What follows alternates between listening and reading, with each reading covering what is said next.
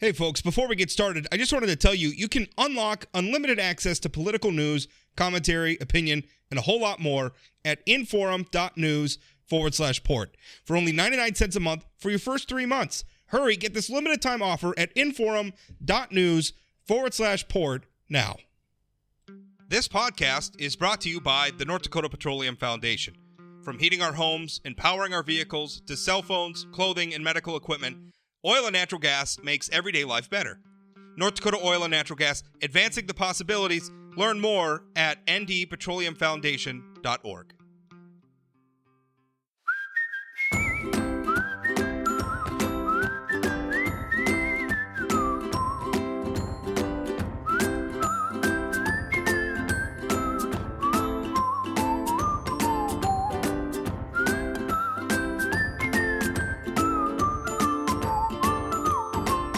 Hello, ladies and gentlemen, and welcome to Plain Talk on a very snowy.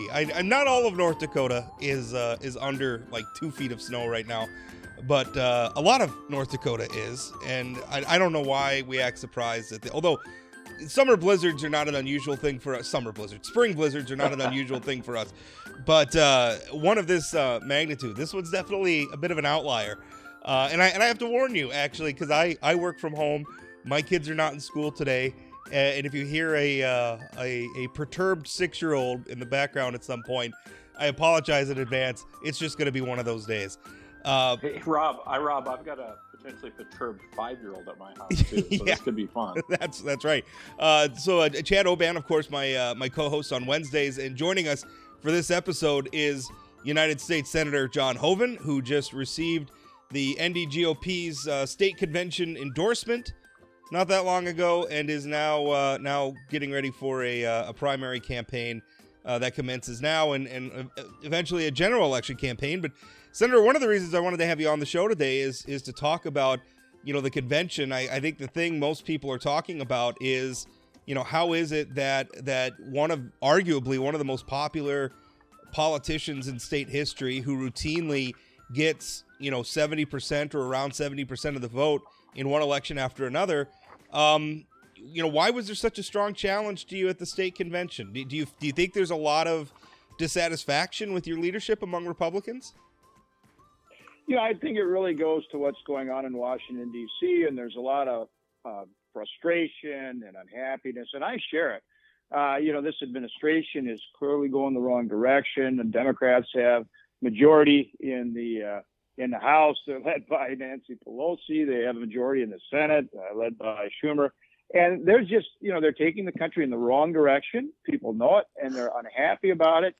And, I think that's what you're seeing. It's a frustration with that. And so I think it is important that not only myself, but all of us in elective office, make sure that we are connecting with the grassroots and let people know that we're fighting back, that we're concerned about it too, that we're frustrated about these mandates related to COVID. We're frustrated about the spending and the regulation and what they've done now to cause this inflation, not securing the southern border, not enforcing law. All these things, are clearly things that need to be addressed, and we have to, again, that goes back to why we got to unify as Republicans, win elections. Not only win the Senate back and the House, get the presidency back and get things back on the right track. So one of the things that I thought was interesting, this is, going to the Republican convention for me, I was a little nervous going in, but it turned out to be like a fascinating sort of exercise in democracy to observe. And one of the things that I really took away is it really seemed to be not really a difference on substance as much as a difference on style. I mean, it seems like some of the delegates want somebody to scream and yell and fight and be more loud. That clearly has not been your style in the past. How do you sort of pacify those folks who want somebody who just screams and yells rather than is in the trenches and working on policy? Chad, I think it does come back to communications. With social media, with cable TV, with all these different outlets, it's hard to distill through and always know exactly what's going on. So it does come back to communication. And, that's something that I think that certainly I have to work at, that we all have to work at, is getting out and making sure people understand that we are pushing the right direction and that we do believe in these conservative principles and that we are fighting for them tooth and nail and that we're going to continue to do that. And so I think, from that standpoint, as Republicans, we have to be pretty excited about the fact that we had more than 2,300 people there, a lot of new people, which gives us a chance to communicate with them, to talk about how we agree on these issues and how it's very important that we all work together, that we have this sense of urgency, and not just for our state, but for our country.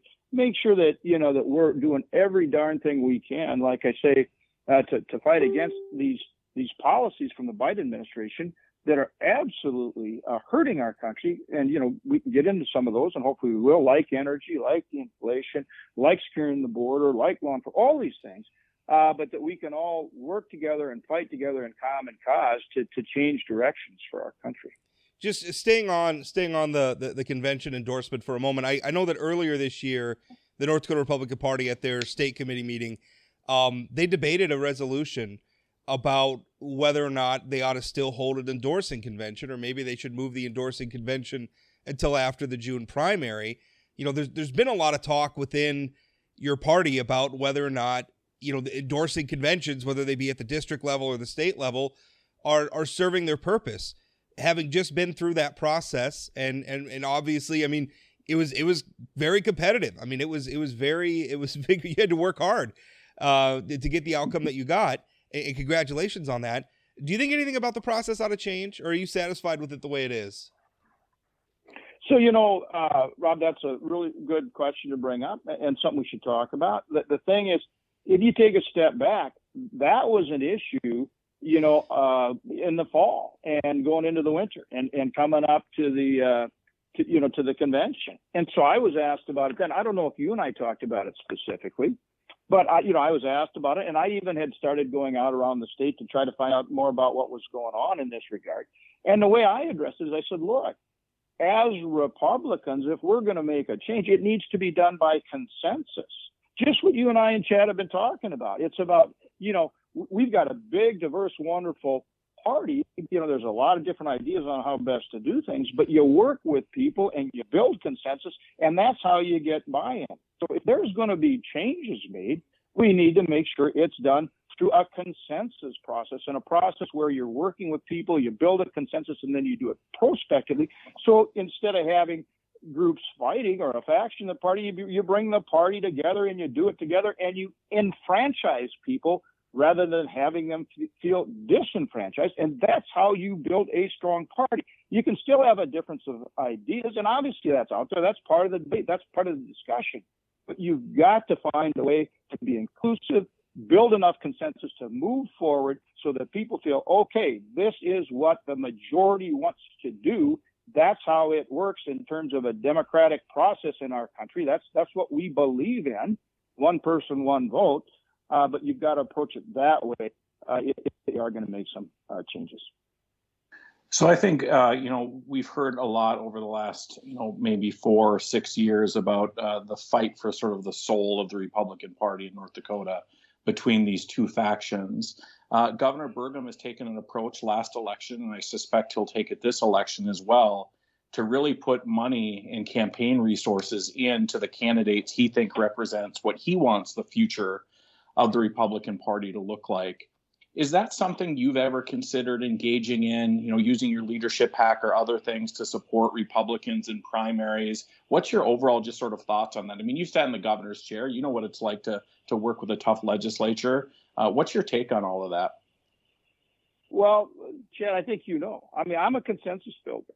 I try to find ways to get people working together. In this business, I think it's vitally important, particularly when you're talking about, Republicans writ large, and how you are successful doing that. Remember when I came in as governor in 2000, by the way, that was the last time we had 2,000 people at the convention back then. That's the biggest convention we had since this year. Okay. But at that time, we had less than half the statewide offices were Republican. I'd have to go back and check, but the Democrats still had more statewide offices. They had,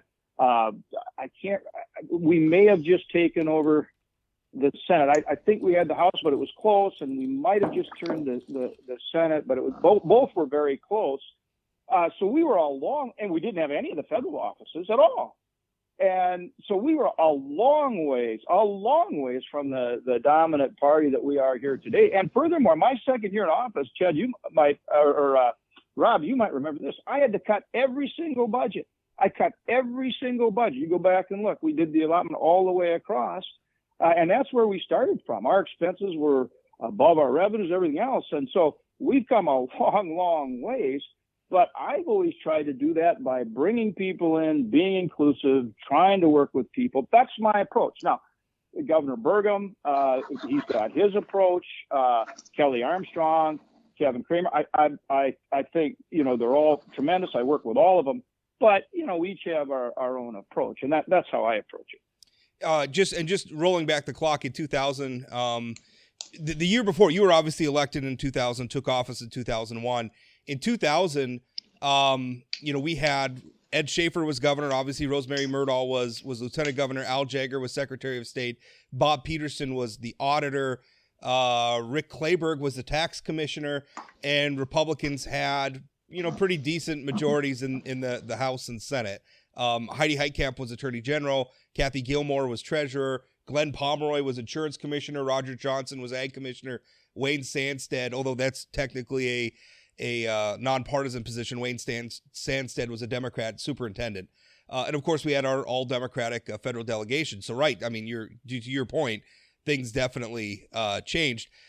Let's switch gears and talk about what's been happening in Washington, D.C., because you said at the beginning of this that, a lot of maybe some of the faction that we're seeing in the North Dakota Republican Party has to do with what's going on in Washington, D.C., and people are frustrated that there's not a lot of progress there sometimes. So let's talk about that for a minute. Particularly when the Democrats have the House, the Senate, and the White House, Rob, it makes it a lot tougher, which is again why we got to remember that and why we have to win those elections is so important. We've got to take the majorities back to effectuate the kind of change we want. But sorry to interrupt. You go ahead. No, absolutely. Let's talk about the recent Supreme Court nomination. President Biden appointed Judge Jackson to her. He nominated, and then ultimately she was appointed to the United States Supreme Court. You voted against her. Kevin Cramer voted against her. Tell us why. Why vote against her at this point? I want a judge that's going to be a strict constructionalist, that will be absolutely adhered to enforcement of the Constitution and the law, that will not legislate from the bench. And this is a clear case. This is clearly someone who will interpret the Constitution based on what she believes, it should be and so forth, versus strictly adhering to the Constitution. And that, for me, has been a long stay. If you go back, Rob, I probably have appointed more or as many judges as anybody in North Dakota during my 10 years as governor. I worked very hard to get strict constructionist, conservative judges. Same thing with all my votes now that I've been in the Senate, is to make sure that they are strict constructionists. I truly believe that that's what the Constitution provides. The Constitution is set up for the legislative branch to legislate. They vote, they're elected. The legislative branch, the Congress, makes the laws. The executive carries them out. And by the way, the executive's gotten way too far out there, with regulations and doing way too much. I think the executive has gone beyond where they should be reined in more. That's a conservative principle, if you will. And then the court makes sure that the laws are adhered to, and that they are constitutional. And that's where I think if the court starts going beyond that, then they're legislating. That is not the purview of the judiciary branch. It is the purview of the legislative branch. That is, to me, the absolute importance and beauty of the checks and balances created by our founding fathers, the legislative, judicial, and executive. The checks and balances are what restrain the power of the government and keep power with the people, empower the people. And to me, that's one of the most fundamental differences between our form of government and our Constitution and our country versus really any other country in the world. Chad, if I just want to one quick follow up. Okay. I'm sorry, I don't mean to jump all over you. But the reason why I asked about that nomination is it seems like a lot of the dysfunction in Washington that people are upset with, the judicial, especially for the Supreme Court, but the judicial nomination process and appointment process has become sort of a microcosm for that dysfunction. Now, when you talked about why you voted against Judge Jackson, I can understand that. She doesn't have the philosophy that you would prefer on the federal bench. I get that. But a lot of this process has become, very deeply personal. We saw it when Justice Kavanaugh was appointed to the Supreme Court, and we were dragging up, some what I thought were some pretty outrageous things from the past that really weren't substantiated. I thought that was deeply unfortunate, deeply personal. And with Judge Jackson too, we saw, some attacks that she was somehow, sympathetic to, people who had committed sex crimes, and I thought that was really unfortunate and really unfair. And yet, when the Senate does this, when senators do this, it seems like they're each sort of pandering to their base, to Chad's point, that just wants that sort of blood sport politics. Can you speak to that a little bit? Because that's something I would very much, if somebody says I can't vote for Judge Jackson because she doesn't have the right philosophy, and I don't think this is true about Judge Jackson, but maybe her a nominee's qualifications aren't good enough, I can understand that. But this blood sport stuff, I don't get it. I'd like it to go away, but there seems to be an appetite for that among the public. Can you speak to that? Well, that's why you asked me how I make my decisions, not only in this case, but in the other cases. And I laid it out very clearly how I make those decisions and why. And I think taking that approach, somebody's able to, across the board, when confronted, whether it's a Supreme Court justice or a circuit court judge or a federal judge, or whether it's at the state level or anywhere else, if you go in focused on, your principles in terms of how this should work, you take all of the other stuff you're talking about out of it, Rob, and that should be out of it. It should be based on, we're elected to carry out and enforce the government that the people of this nation have set up. And that's why I approach it exactly the way I do, so that you don't get into any of that stuff. And that's how I think it should be approached. Yeah, I think the Supreme Court nomination fights is the perfect example of why Washington is broken on both sides. When you consider Justice Jackson got 3 GOP votes, Kavanaugh got 1 Dem vote, Coney Barrett got 0 Dem votes.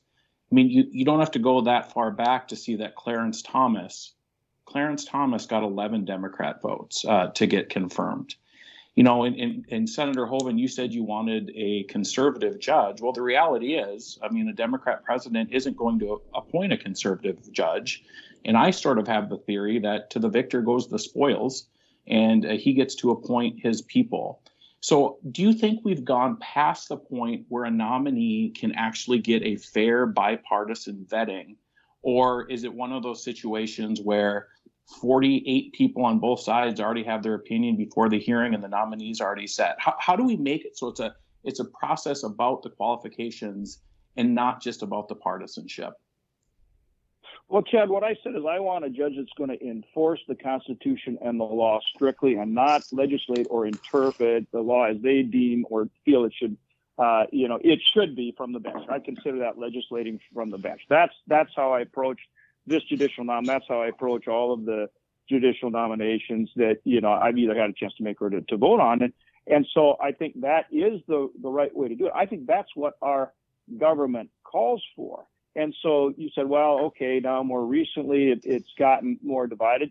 Yes, obviously the polarization of the country is a concern. There's no question about it. But that's why I think you go back to, okay, but what does our system of government calls for? And I'm telling you what I believe the system of government calls for, so that we don't get into any personality issues or any of those kind of things, which I don't think should be the basis for the decision at all. I think to some extent, also what's going on, Chad, is you've seen, because of some of that gridlock in Washington, D.C., as well as in states around the country, just, again, part of the polarization, that when things get gridlocked, then people, or even people in elective office, are turning to the courts to make decisions that should actually be made either in the state legislatures or in the Congress. That's not what our system calls for, and that should not be done. So when Democrats want to put an activist on the court to legislate from the bench, that doesn't comport with our system of government. They should if they want to be able to legislate, they need to win the election. They need to have a majority, and then pass the law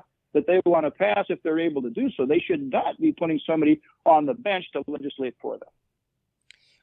But Senator, the Democrats do have the majority in the Senate. Because of the filibuster, they can't do any policy, right? So, I mean, I think this partisan gridlock, I think there's blame to go in both houses. And I know, as just a person in North Dakota who wants good government, I'm frustrated with both sides. Go ahead, Rob. Well, Senator, one interesting thing, I guess kind of going back to the convention, connecting these two topics, prior to the convention, I remember in District 2, which is in the Tioga area, Kathy Nessett was there. You were at, I think, another district convention. So she was there to speak on your behalf.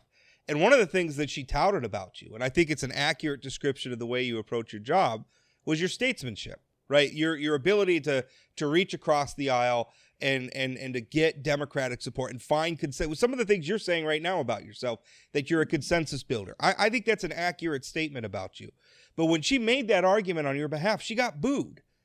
And I guess that's what I'm worrying about. Is it used to be like, you would think it's a good thing. Like, I remember back when, like, Byron Dorgan and Kent Conrad, they could say, I could pick up a phone and call a Republican and work with them. And I think that was probably true about them as well. That used to be something voters wanted. And increasingly, right and left, I think it's something voters don't want anymore. And I think that's really at the heart of a lot. I'm wondering what you think. From my perspective, I think that's at the heart of a lot of the dysfunction of what we're struggling with right now.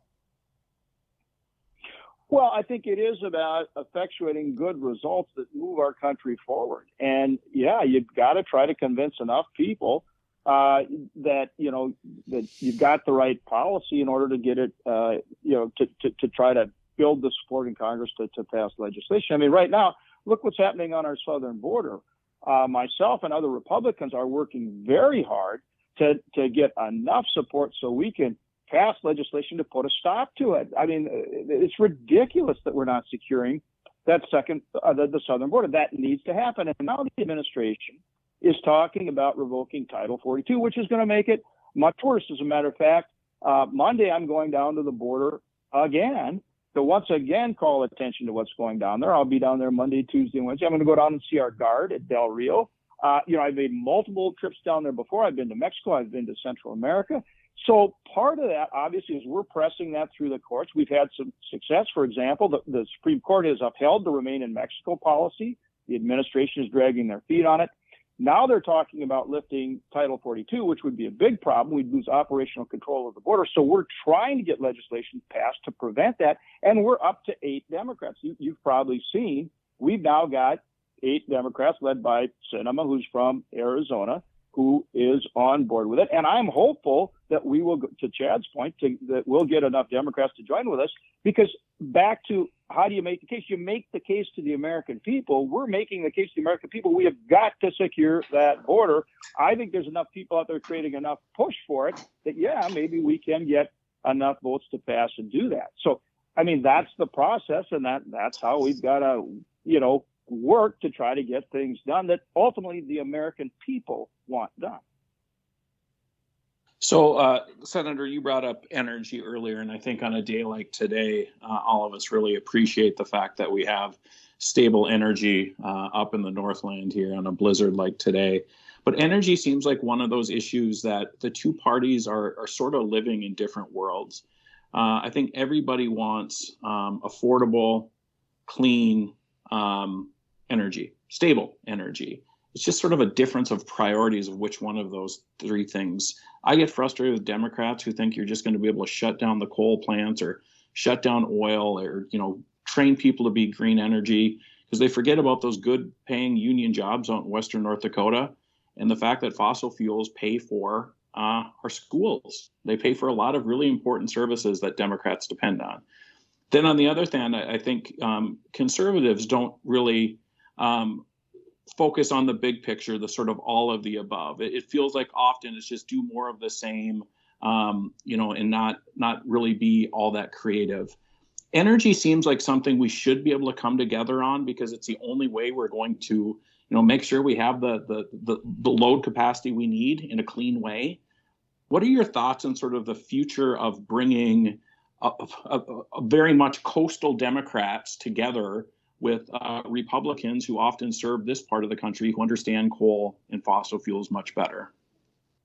Well, energy, I mean, it's a huge issue right now. It's a big part of what's driving this inflation. You've seen now inflation's up to 8.5%. That's the highest it's been in 40 years. We've absolutely got to address it. And, energy is a big, basic part of that. Energy affects the price of everything. And furthermore, North Dakota is an energy powerhouse for this country and a perfect example of how we solve the problem. And again, why this administration is absolutely going the wrong direction. They have put the handcuffs on our energy producers. As a result, for example, North Dakota, we were up to 1.5 million barrels a day. We're down to 1.1 million barrels. The administration has said, okay, they put a more, they come in, they stopped the Keystone Pipeline. As you guys know, I actually passed that bill through Congress, and then President Obama vetoed it, or we'd be getting over 800,000 barrels a day in it from Canada, which would be pretty nice right now. But he put, he stops that again. Then he goes on to a moratorium on drilling on federal lands, both onshore and off. He puts up a bunch of regulatory blizzards, starts to re-implement these Obama-era rules like WOTUS and other things that we had cleared away. So now you got the regulatory burden as well. He stops the ability to build LNG facilities. So all these things, and permitting gathering systems and pipelines, all these kind of things, all those things impede our ability to produce energy, to produce oil and gas. That affects this inflation in a huge, huge way, not to mention all the things you mentioned, Chad, in terms of the jobs and the economic development. And the other thing is nobody in the world produces energy as clean as we do. And so here it is contributing not only the problem we have in this country in terms of this runaway inflation that hits low-income people harder than anyone, it also impacts our ability to help our allies. Look what's going on over in Ukraine. Here's Russia invading Ukraine, and our European allies are still buying oil and gas from Russia, funding the Russian war machine. That's ridiculous. And so that's what I'm talking about in terms of these policies that are absolutely going the wrong way and creating this incredible frustration with the American people. And I think, we're pushing on that every day. I am hopeful that with what we're doing and the public push, we're going to fight our way through some of these Biden policies both now, but I think it's also going to lead to Republicans getting elected so we can, again, change those things back to, I think, that's just common sense. It's common sense in terms of producing more energy, more cost effectively, more dependably, with the latest and greatest technology, which we're deploying in North Dakota. So help us do it, because that'll produce the best environmental stewardship as well as energy security. As well. Two quick other. Yep. Excuse me, Rob. I'm jumping in before you jump in. Two really quick things. I think one, we do have a labor shortage in Western North Dakota, which is also playing a huge part in the fact that we're not producing and drilling as much oil as we could be. I think sometimes it's easy just to blame who's ever president, but there's a lot of other variables that I think we should dive deeper in. But that's not my question. My question is, I think we're often in this really strange place in North Dakota. We need high oil prices in order to make it economically viable to drill in the Bakken. And it's really good for our state coffers and keeping low taxes and whatever. But high oil prices also lead to higher prices at the pump. And it feels sometimes like when I'm cheering on oil prices going up because it's good for the state budget, that it's fighting against individuals. How do you balance between those two things of wanting high oil prices for the good of the state, for creating jobs, versus what people are feeling at the tank? Chad, we don't want high oil prices. We want more stability. In other words, what actually serves the industry better and certainly serves the consumer better is some stability. So rather than having, a situation where, you have prices going from very low to up over $100 a barrel, actually having some kind of consistent approach in terms of the energy policy where you're going to produce an all of the above, and you have a reasonable approach in terms of empowering investment and certainty in how you regulate it creates more stability in prices, which means that you would actually have more supply because you're going to have more people out there producing energy. And that is going to actually mean lower prices for consumers over the, both in the short and long term. And again, look at where we were coming out of the Trump administration in terms of where we were, price of a gallon of gasoline at the pump versus where it is now. It's probably almost doubled. And again, that's been effectuated by the wrong policies. And then sure, there are other variables as well. But ultimately, with the right approach to energy, that's how you maintain lower long-term prices, more stability, and that benefits the consumer. Senator, last question, and we'll let you go. Thank you so much for your time today. You're shifting into a general election mode now, and I'm wondering, Katrina Christensen is the Democratic MPL endorsed candidate. What's your message in the general election as you compete against her for North Dakota's votes?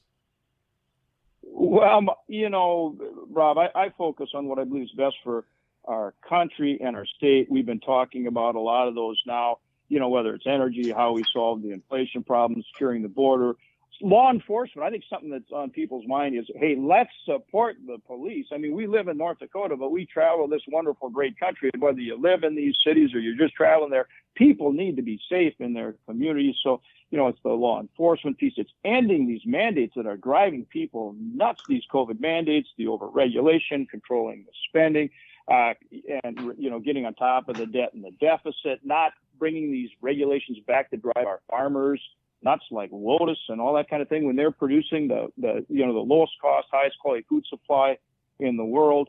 I mean, the fundamentals that I think have made this country strong and made for, a strong state of North Dakota. I have so much, pride and belief in our state because we are approaching approaching the policies the way I'm describing.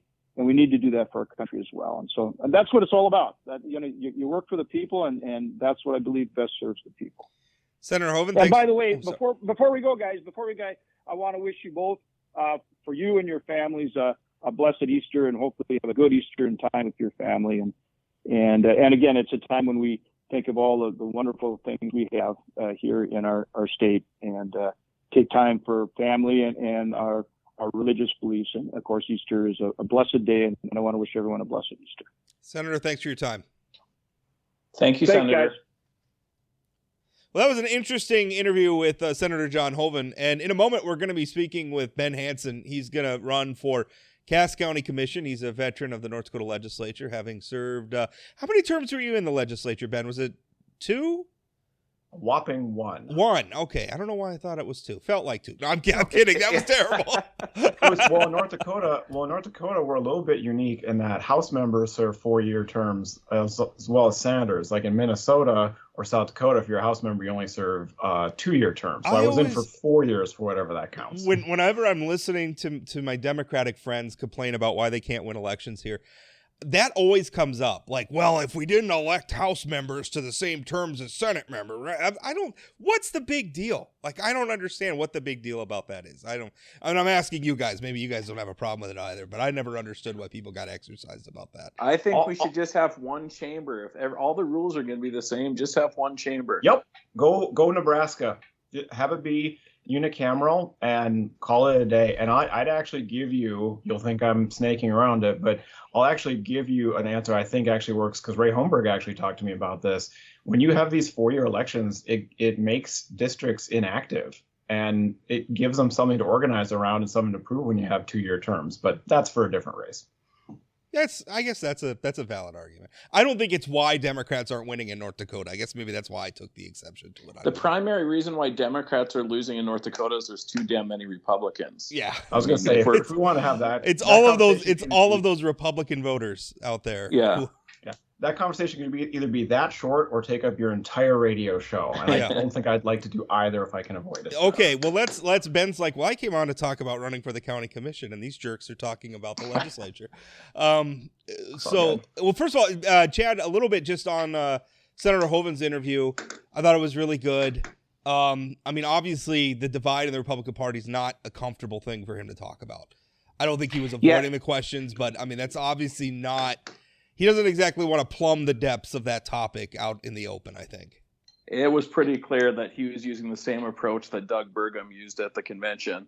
If you just talk about Joe Biden, you keep everybody happy. Right, yeah, keep all the Republicans happy. Speaking of which, we did see Rick Becker's FEC report come out, and I thought it was another blow to this idea. Sort of the narrative coming out of the convention was like, oh, look what Rick Becker did.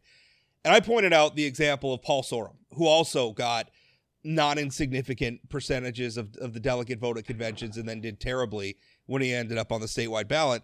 So, you look at Rick Becker's FEC report, and it's, he had 35 individuals report itemized contributions to him. And also he didn't spend a lot of the money that he didn't even spend half of the 44,000 roughly that he got from itemized from individuals. He spent like half of that. Now, obviously there's going to be some expenses that'll end up because the reporting period ended right before the convention. So I'm sure they'll have some additional expenses that come in the next reporting period. But for a guy who was saying, well, this is a campaign to save America, and then you don't spend any of the money that you loaned your own campaign trying to win at the convention, I don't understand that. Yeah, I think you can say a lot of things about Rick Becker, but he's not a dummy. And so if he's going to put $500,000 of his own money into the race, he's going to make sure it's a winnable race. He was never going to spend that $500,000 that he loaned to the campaign to try to win this thing. And I think, the fact that he only raised $44,000, I'm assuming he thought there'd be some groundswell of national support of conservatives wanting to take out this milquetoast moderate John Hoeven, and he didn't find it. I mean, he didn't find it with the Trump endorsement. He didn't find it on talk radio. And so I'm guessing, if I'm Rick Becker, I'm sort of happy that I don't have to go into the primary and lose 80-20, and I just get to go back to being a media personality. Yeah, well, I think that's probably right. I think it does speak, to how big is this movement actually. I think it's very loud, and it's very active, and it's also very small. And also, I'm not sure Rick Becker was actually prepared to win at the convention. I'm not sure. And I always say that about those guys. I don't know what they would do if they ever actually won.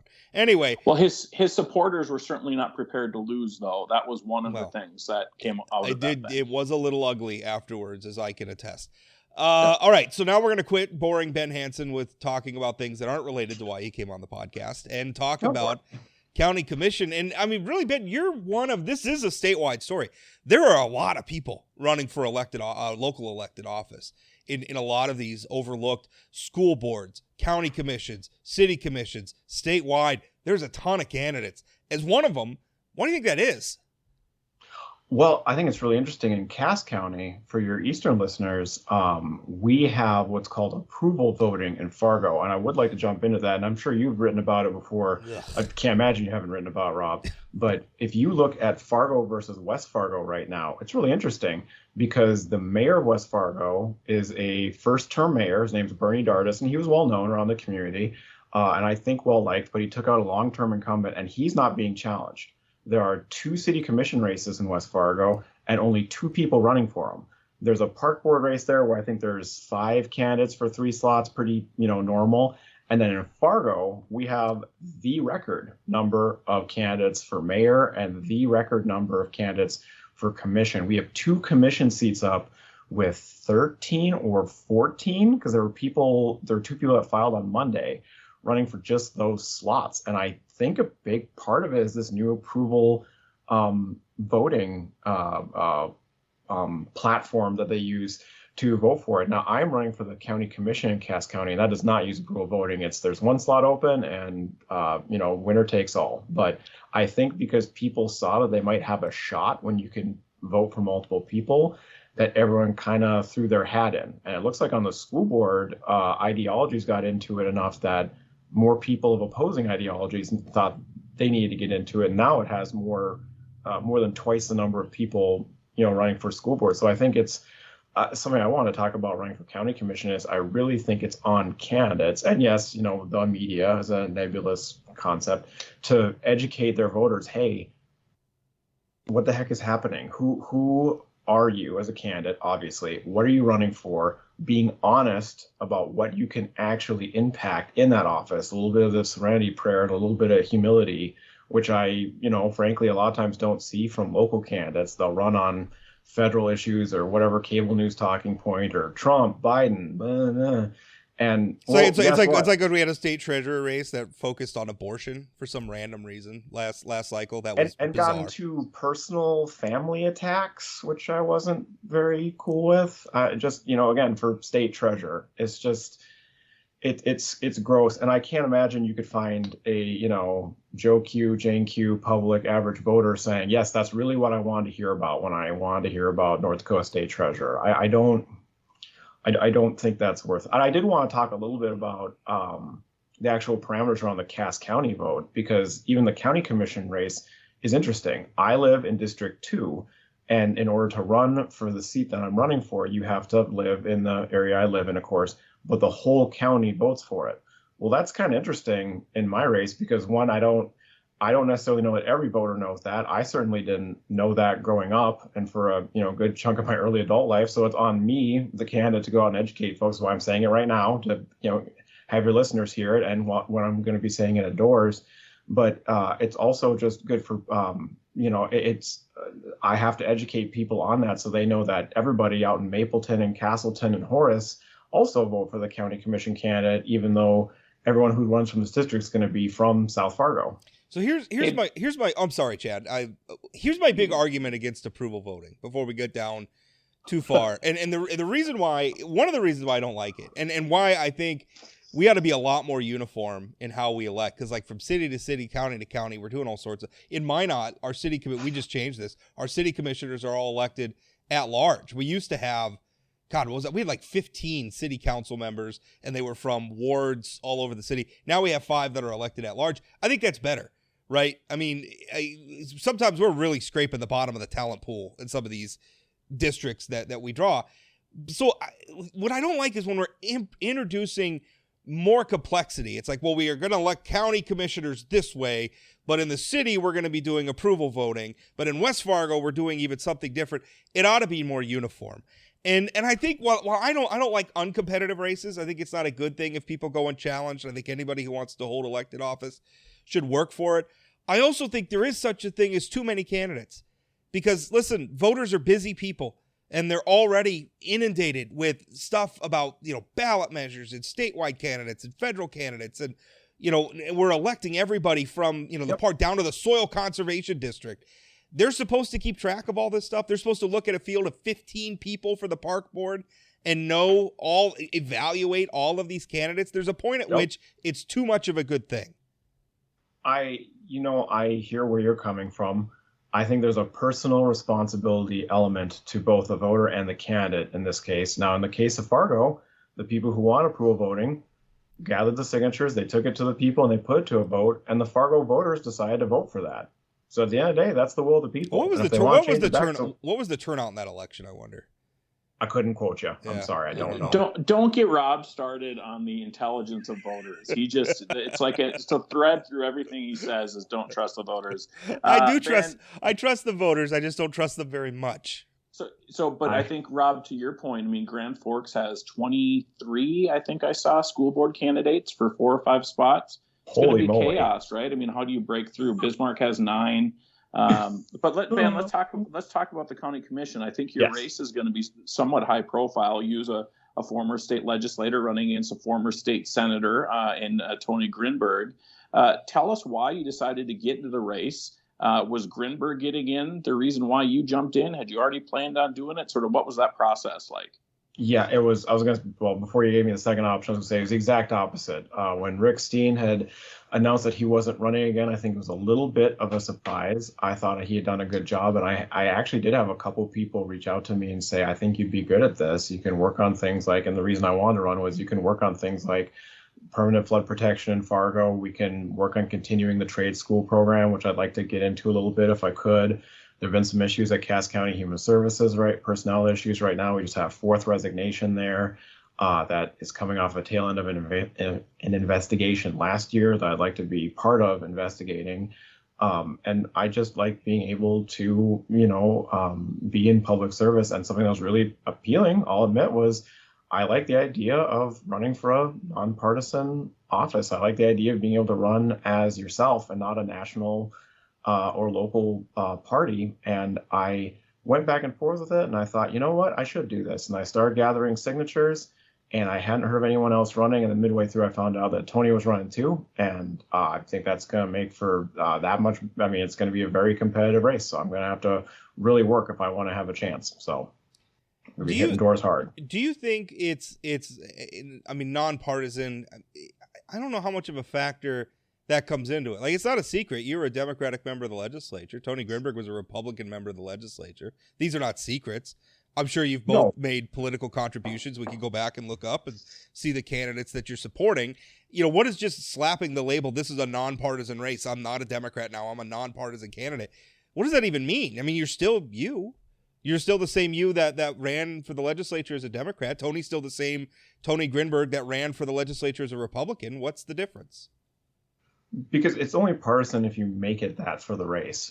I don't want to go on and be the Democrat figuring out how to provide flood protection for the county's role in the Red River Valley when we're under pretty severe threat to our property values and everything else, having lived here through the 97 and 2009 flood and having sandbagged various people's houses, including, because North Dakota is an incredibly small town, Tony's, back in 2009.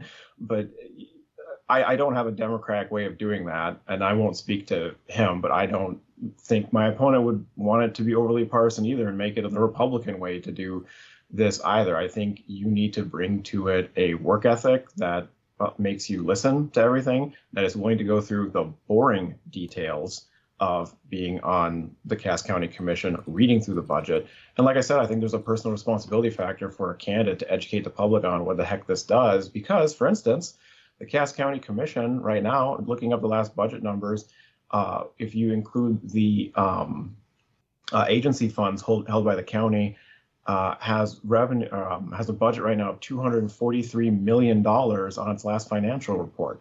I don't know how many Cass County voters even know that that's there necessarily, because again, like you said, Rob, it's not that, it's not saying anybody's stupid. They have children, they're trying to get to soccer practice, they got mortgages to pay and jobs and deadlines to meet.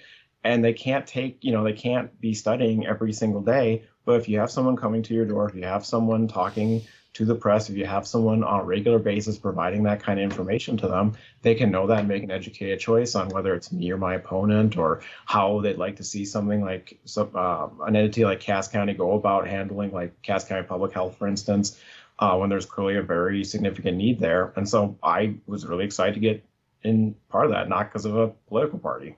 Yeah, I also think that it sort of changes the conversation with voters. You don't have that instant data point when you talk to a voter and they say, are you a Democrat or Republican on the ballot? And it's a nonpartisan race. So I think you can have deeper conversations with people. I also think, Rob, in terms of donating to candidates or serving the legislature, I think there are some people who look into that stuff. Rank and file voters aren't looking into that stuff. They're going to get in there and say it's Ben Hanson versus Tony Grindberg, unless the candidates make it partisan, right? I mean, if Grindberg runs a campaign that says Ben Hanson Democrat or vice versa, I think that's when it becomes partisan. Yeah. And so, yes, sorry. Ben, you talked about the Career and Technical Center. Can you talk a little bit about what's going on there? Yeah, so right now Cass County has taken part, and Rick's team is part of this, so I wanted to help continue it in partially funding a program that helps go into public high schools here in Cass County, and a few, I believe, up Mayville, that that advertise to high school kids the idea of getting into the professional trades, becoming, the best electricians, the best plumbers, the best painters and sealants, and making that a viable career option for them, instead of the kind of narrative that has been pushed, which is everybody's got to get a 4-year liberal arts degree in order to survive in this world. Obviously, college debt has become a massive national talking point, and I can't really impact that one way or another. But I know that, when you go around town in Fargo, I don't know what's like in Bismarck or Minot right now, but every sign everywhere is help wanted with here's how the dollar amount you can get. We need workers desperately. A lot of those signs are for the service industry, but we need a lot of folks in the trades, and sometimes the maybe media or just, I don't know, national narrative has kind of been looking down their nose at folks that are in the trades. And I think there's been a movement now to kind of turn that around. we've got a couple of great academies here, and I think reaching out to kids at high school age and making them think about that as a career choice has found some success in other countries, and I think it's found success here. So I want to make sure we're continuing with that. Yeah, I love that message. I'm a big believer. There's many paths to success. Personally, I went to NDSU for a year, drank a bunch of beer, and dropped out. And got a job. That was my path, right? School of Hard Knocks for me. I wouldn't recommend that, by the way, for other people. For all the kids listening out there, you and get a poli-sci degree. Right, yeah. Or UND and get a poli-sci degree. Yeah, well, I seem to have done okay. One thing that I thought was really interesting when I was having a conversation actually with Chad Peterson, who's currently on the Cass County Commission. I think he's even president of the commission now. He was making a point that he represents, obviously when you're elected, now you said you're from District 2, but the entire county votes for you. So that means the entire county is effectively your constituency. He was making the point that he represents what's the population of Cass County now? Like 180,000 people, I think. 181,000 people. Right. And I don't think, I barely stop and think about that living in Fargo. So sorry, go ahead. Yeah, 181,000 people. So he represents all of them. And he said, I don't have a staff. Like he goes, there's always these associations where, local elected county officials or whatever, they go to like these national, which is a good thing. They go to these national conventions, they try to learn from other states and stuff. And he's talking to people who, are representing counties that are population-wise much smaller than Cass County. And they have staffs. It's a full-time position. Do you think, as someone who's running for elected office, one thing, understanding that I just got done complaining about maybe we have too many people running, but on the flip side of that, I do think there's an argument to be made that maybe we should be paying more for some of these positions, and maybe we should be providing the people who are in them. The legislature, I think, is a good example, but I also think local elected office. I don't know that we need to make all these positions full-time or anything. I do wonder sometimes if we need to provide them more staff, because Chad's point was, listen, I'm trying to attend to the needs of 180,000 people who live in Cass County it's a part-time job with no staff. And understand, obviously, there's people at the county who work and serve the commission. I'm not saying that, but you know what I mean? Like, these elected offices don't come with a lot of resources. And I'm wondering if that's something we need to fix as a state. They don't necessarily. Well, I want to be clear about me. I do work full time, and I will be working full time if I was elected to the Cass County Commission. I'm an economic development manager with JLL, and I'm very fortunate to have that job. It's a fun job, but the Cass County Commission is a part-time job. I've talked with Arlen Rasmussen, who used to be with West Fargo Police, about his time at the county, and he kind of laid out what the hours were. I don't think the pay for the Cass County Commission specifically needs to be adjusted. I think it's very fair. But to what you were saying about uniformity with elections before, I do have other friends who have served on county commissions in some rural counties where, you get out to Trail County, to Griggs County, out to some of these places, and then Western North Dakota, when the real oil boom was happening, and sometimes those commission meetings ran all night and had to do it once a week.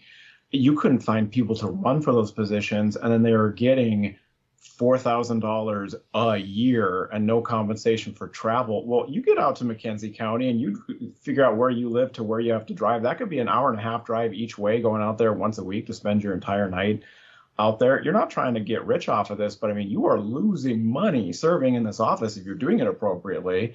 And further, I would say that, I did spend some time in the legislature, and I think adjustments, and it's a scale, right? It's a balance, but you don't want, the voices of retired people from North Dakota and the voices of business owners need to be heard, but they are definitely represented right now. I'd say in the state legislature, especially, figuring out a way so we can get folks who are currently working to serve and aren't necessarily business owners. Again, business owners' voices are important, but they are definitely present because they are able to make that time.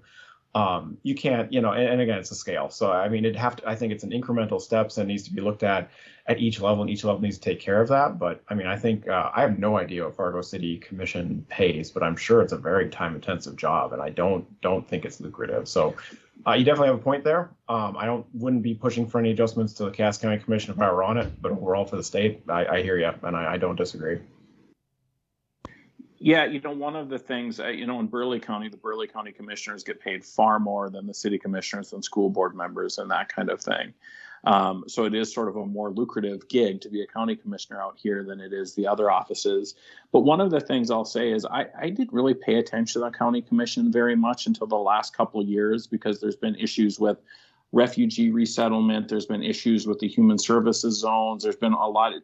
And some of our county commissioners out here basically said, hey, listen, I got into this gig to put gravel on the roads, right? I mean, that's sort of what this job was.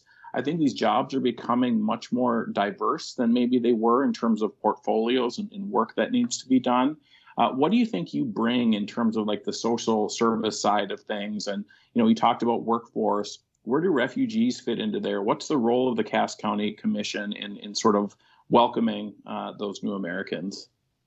Yeah, I completely, I want to speak to your point, Chad, about, there's a lot of folks that get into these races that don't, you don't wind up working out what you necessarily went out there to do. And same thing happened with the state legislature. And that goes back to the personal responsibility of a candidate. You've got to be prepared for anything when serving an elected office. And Rob, when you're talking about, we might have too many choices or too much of a good thing, with everything, you got to keep the context of the alternative. We get to elect our leaders. We get to elect people, and everybody gets to run for office. Sometimes some people who you don't think should ever run for office get to run for office, but it's fair. And that's a way better system than a lot of the rest of the world has. Sure. And I try and keep that in mind. I subscribe to democracy is the worst except for all the alternatives. So it's the Winston Churchill quote, right? Yeah. I don't even know. And probably he didn't even say that. You know how it is with internet quotes. I don't know who said it, but I believe it. Yeah. Thought it was Churchill. But to speak to Chad's point about new Americans and refugees, we have 3 first-generation Americans, Somali immigrants running or people who have immigrated to America, who are 1 running for mayor and 2 running for the city commission. I don't believe, yes, and 1 for school board. And some of them have been candidates before. So, I mean, they're making a real impact politically here. And I happen to know they're out on doors, door knocking and talking to people. And you got to stop and think about, you came to America, you've lived here. I think February is a little bit different for them than where they were initially coming from here. And they're out knocking on doors and being brave enough to put their name out for public office. And that's awesome. As for the role, so it's the community's having a very real impact here in the Fargo-Moorhead, Cass County, and Clay County communities. To Chad's point, I think things like the trade school, when you have, those folks are in public school as well. And I think reaching out and introducing people from all backgrounds to the concept of the trades programs and the sheer amount of need we have here for skilled labor is a very positive thing. And I think it goes hand in hand with what Cass County is doing with that trade school and that partnership with the School of Science. One thing that we heard is that serving in local office has been difficult lately, because we saw, not that long ago, we were talking about school board members who, were wanting to tap out because they were being, people were showing up and they were so angry and it became so rancorous. But now, rather than not being able to find enough people to school board, it seems like a lot of that discord has inspired a lot of people to run for office, apparently.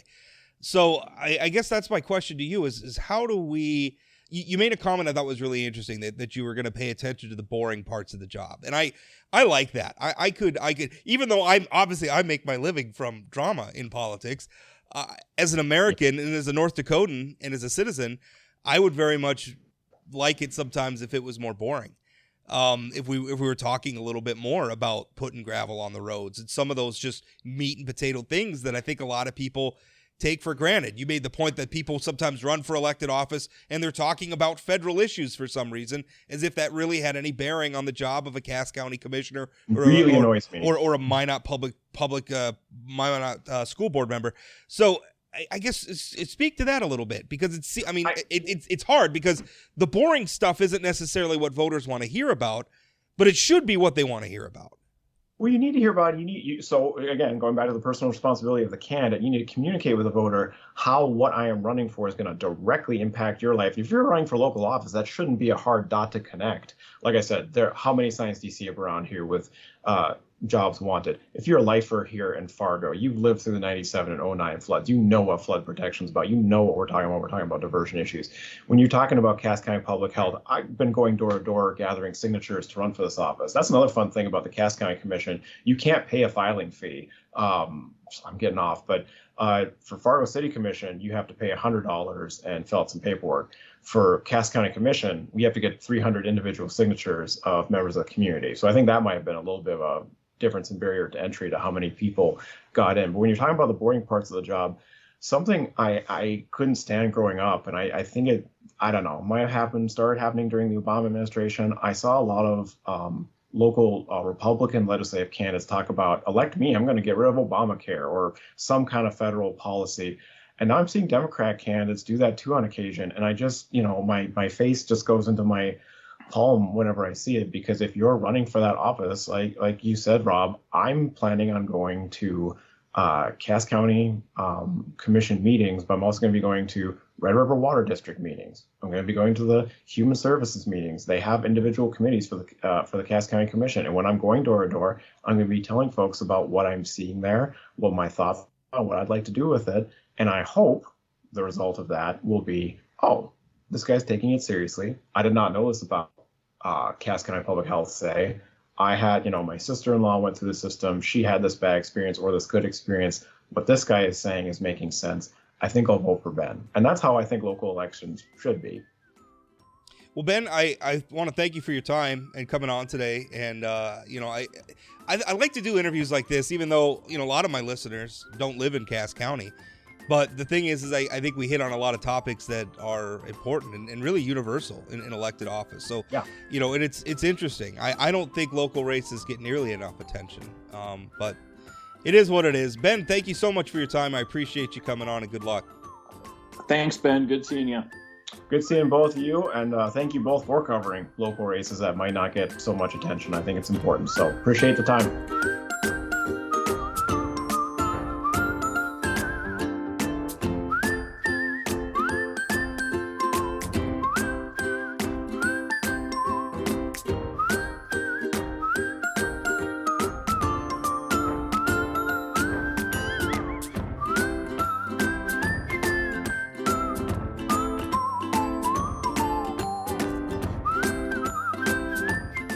Want more political news like this? Visit inforum.news/port to get 3 months of unlimited access to our news network for only 99 cents a month. Don't wait. Get this limited time offer at inforum.news/port now.